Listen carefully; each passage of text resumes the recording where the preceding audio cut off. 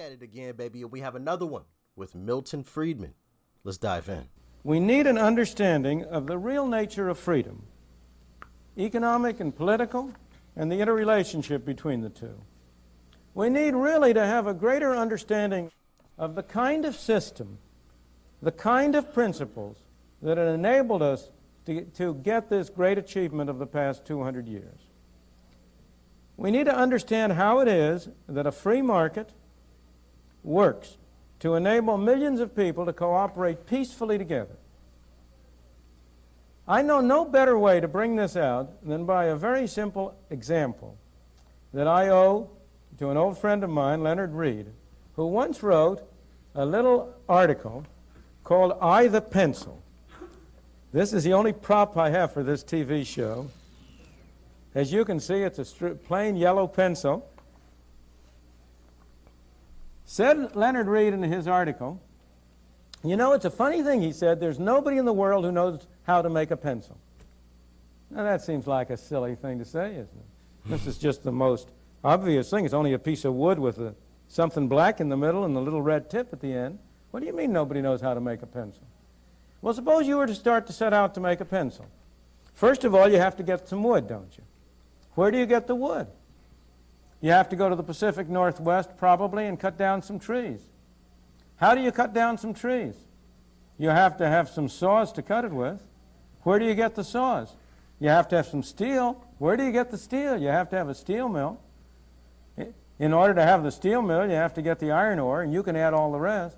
So in order to know how to make a pencil, you would have to know everything there is to know about how to start from iron ore and coal and get iron and convert it into saws and cut down trees. But that's only the beginning.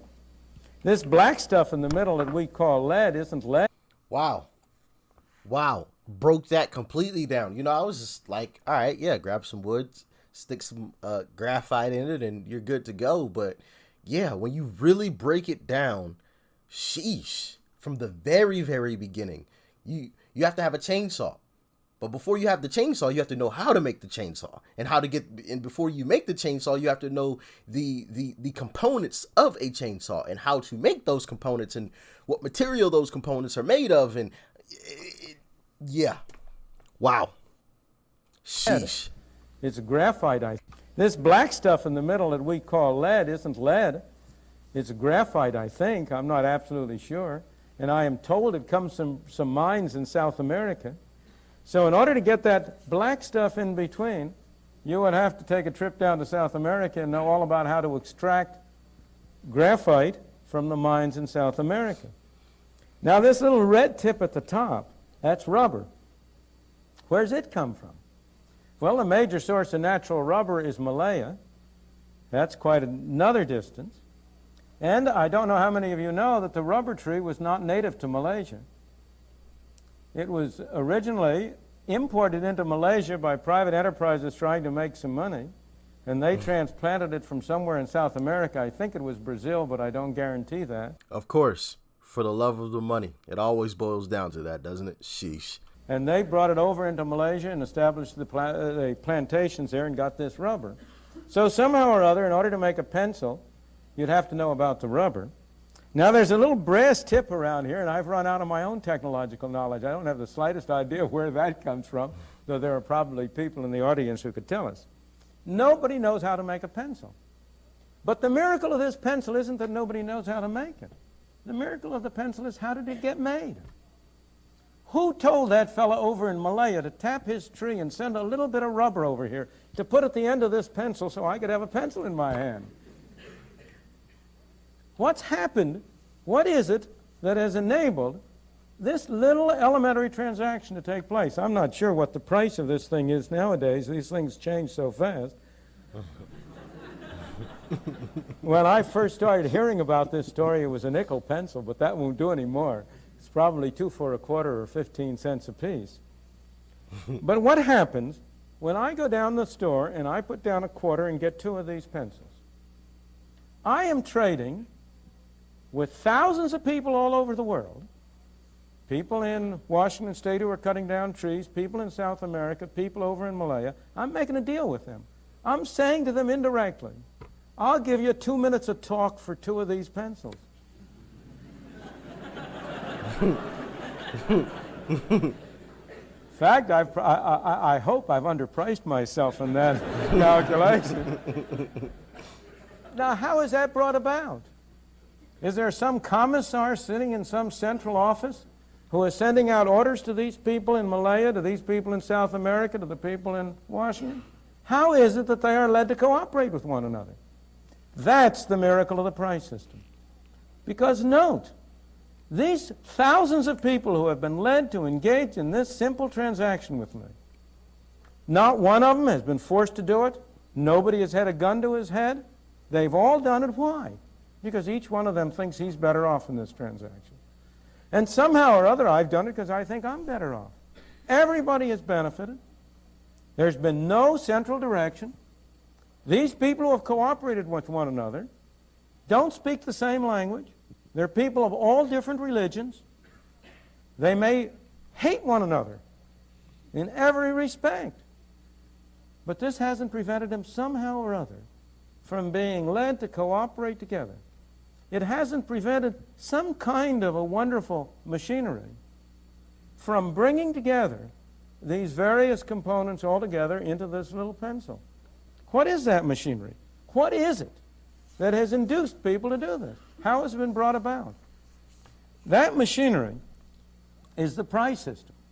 That machinery is what the story is all about. That machinery is what enabled the United States to develop as it did. Because it's this price system which has the great virtue that it doesn't require any central direction. It doesn't require any commissars. It doesn't require people to be able to talk the same language. Yeah, that is wild when you really, and I'm sorry I've been quiet. I've just been fascinated by this whole story that he's been telling. But when you sit down and when you really listen to it all and break it down, it is very complex because, like I spoke about earlier, it's not just simply grabbing some wood, some graphite, and sticking it in with a piece of rubber on the opposite end and calling it a day. Like, you have to know how to make the chainsaw. How do you get the components for the chainsaw? Where do you find, the right trees? Where do you get this rubber component as well? How do you cut down the rubber? The machine that cuts down the rubber, how do you get those components? Where do those raw materials come from? It's so complex. And then once you get past all of that, now you have to move all of those components into one location to put it all together. How do you do that? How do you get this person over here to cooperate with this person here, and they both send it to this person here, and this person sends it to this person? There's so many moving pieces when you really break it down, and we've been so privileged to not even have to deal with that side. Could you imagine having to call up somebody in South America? Hey, yeah, I need some rubber. Call up, or I need some graphite, call up this other person. Yeah, I need some, and having to, it would be a whole mess. It would be a mess. So yeah, that is wild. Absolutely wild. It doesn't require people to be of the same religion. In fact, the beauty of the price system is that when you buy this pencil, you have no idea the religion of the people who went into it, whose work went into it. When you buy your daily bread, you don't know whether the wheat was grown by a black man or a white man, by a Chinaman or an Indian or anybody else. And as a result, the price system enables you to have cooperation among millions of people peacefully, cooperating on one little phase of their life, while each one goes about his own business in respect of everything else. It works so well. It works so efficiently that ordinarily we're not aware of it. It's like your car. It never occurs to you what a complicated business it is until 3 o'clock in the morning on a dark road it stops functioning. And then you suddenly realize it's a complicated mechanism. And it's been there before. Car breaks down. Quick story, I actually had a situation where my car literally shut off middle of the night. It was probably around 2-3 o'clock in the morning. I'm heading home. Car shut off. Thankfully, It was 2, 3 o'clock in the morning, and the stop sign that I was coming up to, there was no other cars because I couldn't hit on the brakes. Like my brakes just stopped working. So I literally rolled through the 4-way stop. Yeah, it could have gotten really dangerous if that had have happened, middle of the daytime. But yeah, that was a really scary moment because I'm panicking, right after the car shut off, and I'm hitting on the brake and the car's not stopping. I'm like, oh my goodness, what am I gonna do? I'm coming up to the stop, So yeah, I can definitely relate to that moment for sure. The same way with the prices, and then you suddenly realize it's a complicated mechanism, and it's the same way with the price system. So long as it is working, so long as it's operating, so long as it's bringing people together, it doesn't even occur to you that it's this kind of a complicated mechanism. How is it that it achieves this bringing of people together? Fundamentally, at bottom, the essential idea of the price mechanism is that both parties to a transaction can benefit, provided it is voluntary and not coerced. There's a terrible tendency, and most economic fallacies derive from that tendency, to think of everything as what the game theorists have come to call a zero-sum game, to think there's a fixed pie. And if I get more, you must get less. If somebody was able to make a fortune for himself, he must have done it by grinding under his heel the poor people, because the pie is fixed and he takes a bigger part. The great insight behind the free market, the great insight of Adam Smith's great book, The Wealth of Nations, was that it is not a zero-sum game, that it is possible for both people to a transaction to benefit, and that this insight can be used to organize people's activities over a very wide area. It's very easy to see that principle operating if you think of two people under any circumstances making a voluntary deal. I'll trade my penknife for your roller skate. Clearly, that isn't a deal unless both people are better off. It's much harder to see how that same principle is involved in the far-flung transactions that went into making this pencil. And yet the same principles are there. The price system operates in this way because it doesn't require orders. It operates in this way because it can transmit information in a very efficient way without any person having to send an order. The price system. This video should be shown in every classroom of students in schools, because it's an important video on how this whole system works and why it works and why it's the best choice. In order to succeed, like in a free market or in capitalism, you can be greedy.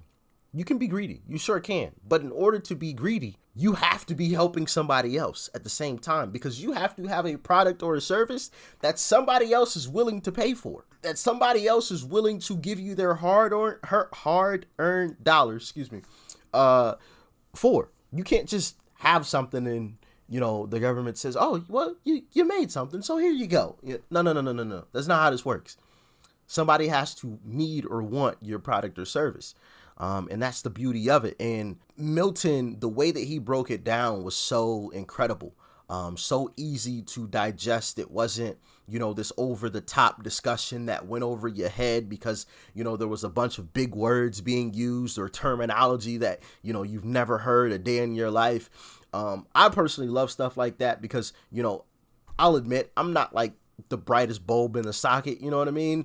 Sometimes when we check out some of these videos and people use these big over the top words that I didn't even know existed, let alone have ever used, I'm just like, wait, what are you even talking about? You kind of lose the viewer, I feel like, in that situation or circumstance. But Milton, he breaks it down very simplistically, in an easy digestible way. But the lesson of the pencil Y'all let me know what you thought about it in the comment section below. Like, share, comment, and of course, hit that subscribe button. It's right up over there. Click that thing right there. It's the subscribe button. Click that before you go. And right after you hit that, check out that video. You might like it. Peace and love. I'm out.